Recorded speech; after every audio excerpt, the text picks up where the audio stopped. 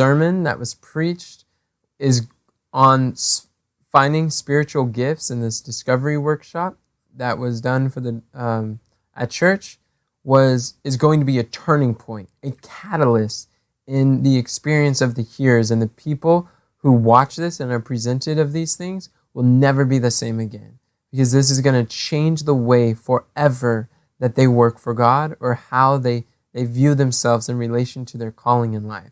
So I'm super excited about this presentation. Michael and my mom and we had the opportunity to kind of like put things together. It was really fun to be able to make slides, collaborate together, and make it all work. It's really a blessing. We can accomplish a lot more together than we ever could apart. And one thing during this presentation, it was good because there was some children that were running around and they were being very loud. It was super distracting, and some of the parents didn't really know how to take care or how to sit them down or help them to be quiet, and it was pretty intense.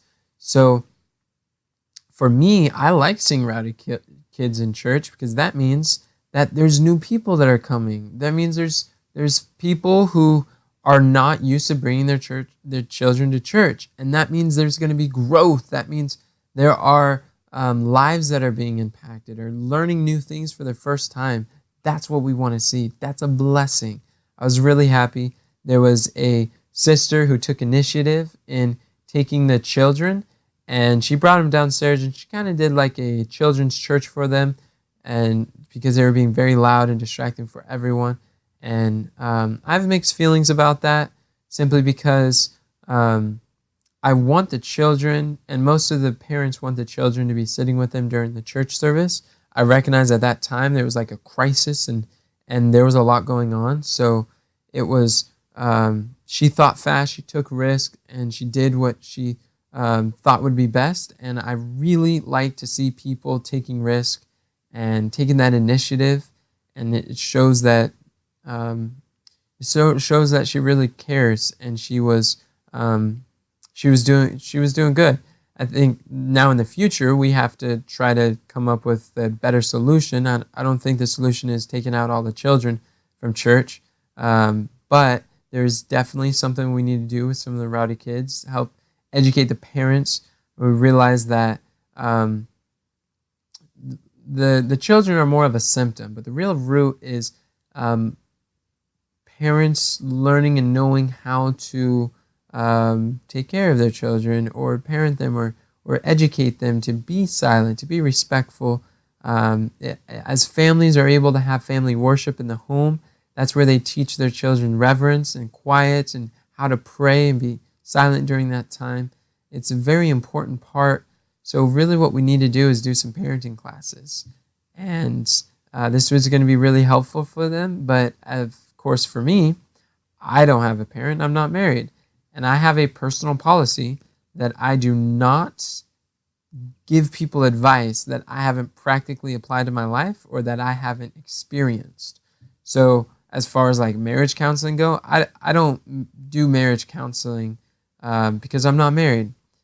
And if someone's single and they want some advice on like waiting or finding the right person or allowing God to show them the biblical order of events, then sure, I could give a Bible study to someone like that. But as far as parenting and marriage things go, that's not really that's not something I would teach.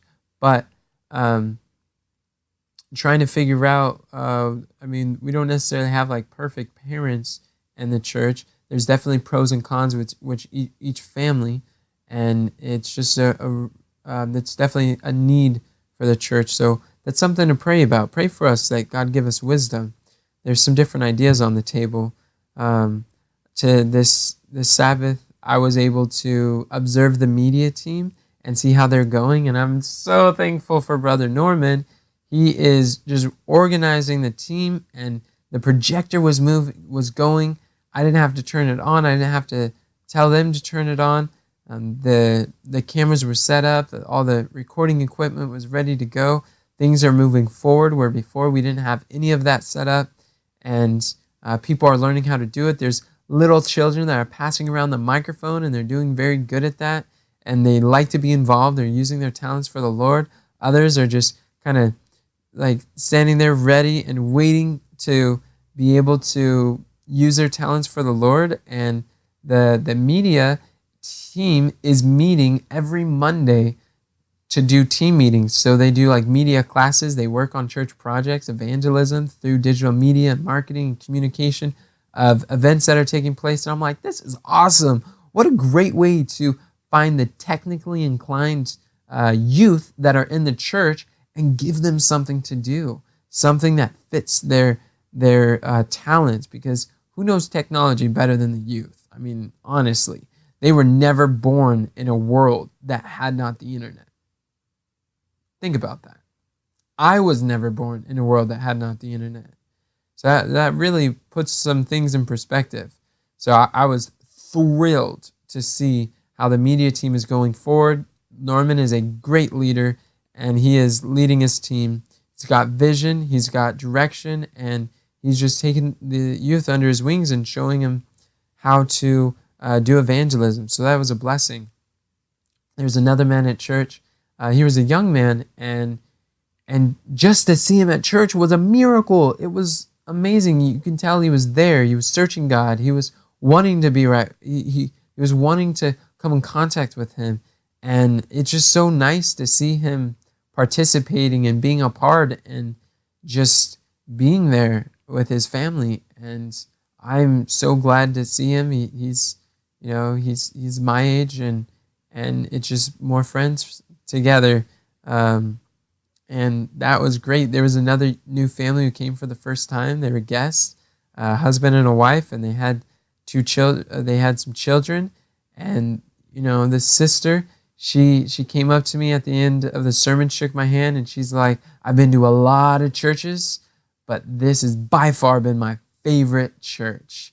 And she's like, I sat with them during fellowship lunch. She said, "I've never told my husband this before, but this is our church.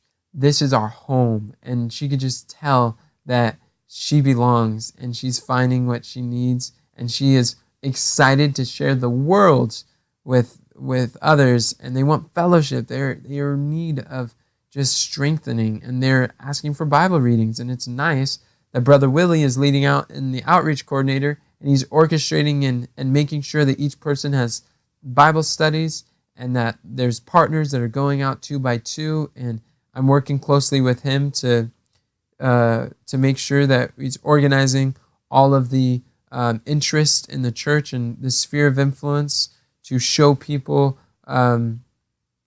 so that he keeps track, a list, a spreadsheet, a database of all the interested people that are interested in cooking classes, Bible studies, parenting classes, prophecy, whatever the subject is. He's doing a really good job. He's flourishing in that way, and it's really exciting, because it's like we're getting to a point where almost every member of the church has Bible readings that they're doing consistently with people, and a working church is a living church. I really believe in order to avoid all if we just focus on sharing our faith with others and taking the gospel out to the world and the people who do not know and who have questions, then we won't have enough time to waste all this sideways energy where we're pointing the finger at others and we're creating issues and dealing with drama in the church and gossiping. We don't have time for that when we're focused on evangelism. So as we're doing this, I mean, there's not much strife. There's not much division that's going on in the church. And people just have the spirit of love and this family. We have a saying at our church that when you come once, you're a visitor. But when you come a second time, you're family. You're part of it. And that's just how we operate. So it's really a great blessing. It's amazing to see people taking ownership of their experience with God, and not just for themselves, but for the purpose of sharing with others. That is such a blessing. I can't tell you how much I'm thankful for the team that God is bringing together. Also, the another neat thing is Tina. She's a student from Canada. She taught Sabbath school class for her first time in her life this day, and she said afterwards she wasn't even nervous. It just like came, and you can see when she was up there, it seemed very natural. It was flowing, and the discussion was well. People were very engaged. It was really encouraging. Brother Martin, he led out in prayer and testimony time for during the church service. He really enjoyed that, and he English is a second language, so sometimes he could be a little concerned about that, but you could just see when he talks about stepping out of his comfort zone, he loves the Lord, and he's like, I need to do this. I need to share with others. I need to go. And he's like, I'm going to do it. And so it just seeing him take more of that and grow in that area, it's really been encouraging for me to see him step out of his comfort zone and grow in that area as well. And our song service, they're improving every time. They're getting better and better, and I love it. We went over and we practiced on Friday to know what the songs are doing and who's leading out and what. And it's great to see that the song leaders are not being afraid of the microphone anymore. So instead of holding it out at like arm's length, the microphone, when they sing or trying to share, they're actually putting it up to their mouth and introducing the song by taking the message and applying it to the life, or sharing their testimony with the truth. And it's incredible. People are projecting their voice so we can sing, because there's at the beginning that, well, actually when I first got here, some people would just like show up like at church in the morning and be like, hey, you're speaking for, you're doing a sermonette this Sabbath, or you're doing song service, or you're doing tithes and offerings, and like that morning. And so it was really stressful.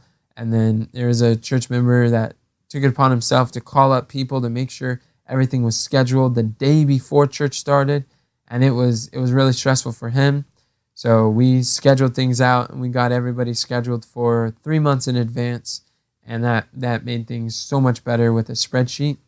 And just seeing, and we didn't have like an organized worship music ministry. So just seeing like Sister Leanne flourishing in that area. She has scheduled special music. We've had it ever since she started. And the song leaders are being paired up with strong song leaders and people who love singing, but maybe they don't have as strong of a voice, but they are working together. And so it's beautiful to see people growing and thriving in their role that they're a part of. It's a blessing. And the songs that are being chosen are themed with the message to help impress the truth upon the heart. It's really great. I'm thoroughly encouraged by that. And I know each week is going to get better and better. Willie is coordinating the next movie night, and this is the first time he's coordinated a movie night like this. He's new at scheduling events, but this is a good experience for him because he wants to be he's already a missionary, and he wants to work for the Lord. And so it's going to be really important to be able to schedule these events.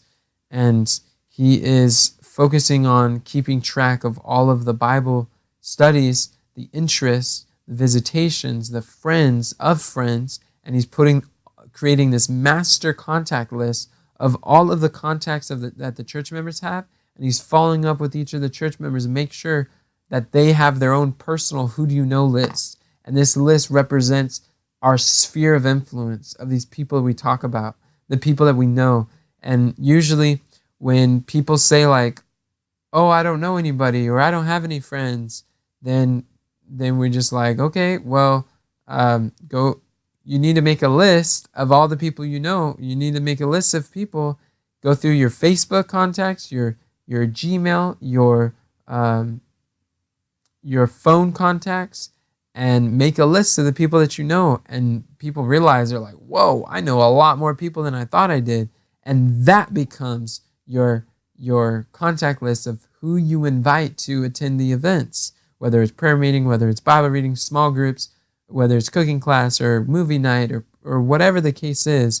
We all have our own sphere of influence, And having a written list, not a mental list, a written list changes everything.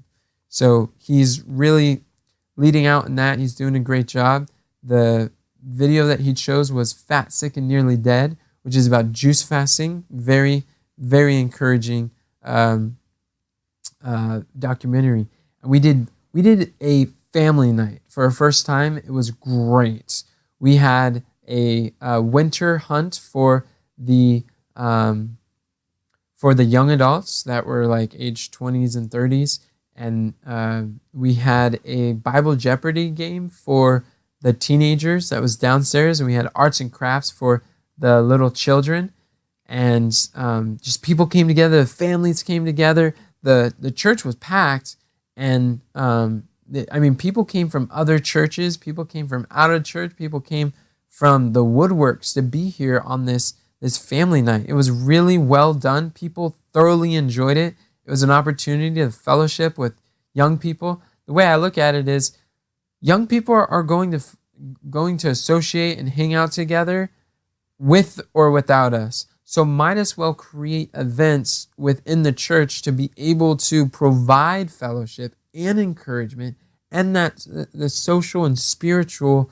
nourishment of the youth to be able to come together and families to bond and to strive together. So it went really, really well. I really enjoyed it. And we had some hot carob drinks. It was like hot cocoa, but made out of carob.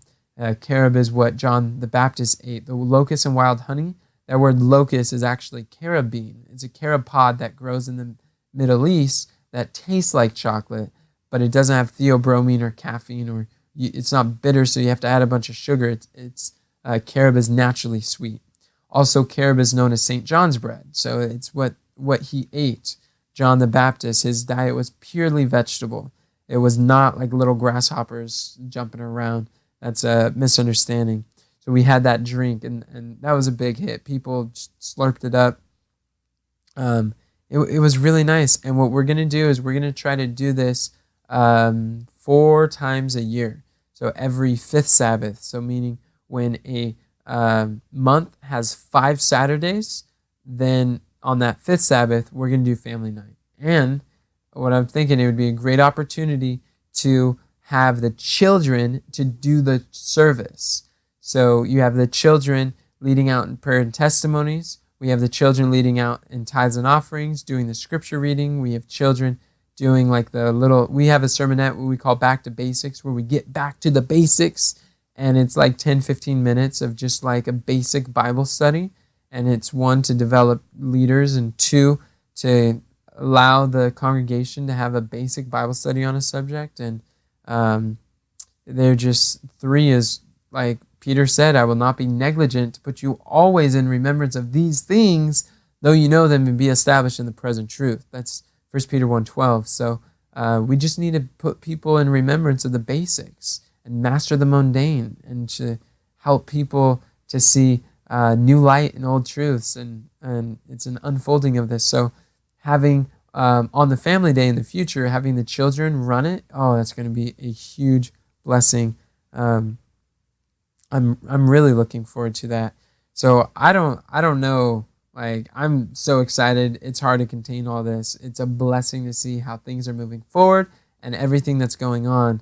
I really encourage you, if you like this video, to subscribe to the channel, because there's going to be more videos, and hit the little bell notification so you can get updated, where we're going to be talking about life in full-time ministry and what things are going on here. Don't forget to hit like if you like the video, because that definitely helps the channel, helps spread the word.